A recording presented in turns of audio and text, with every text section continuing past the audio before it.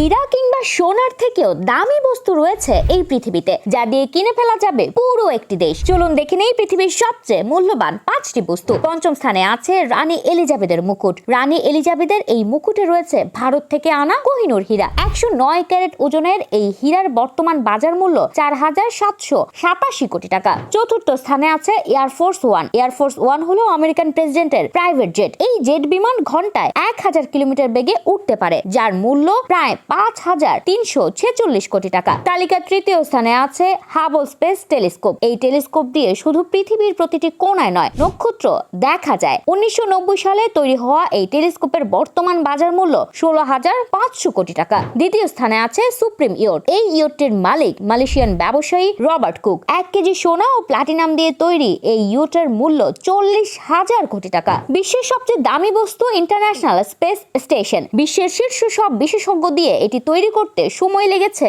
12 বছর। এটি তৈরিতে খরচ হয়েছে 12 লাখ কোটি টাকা।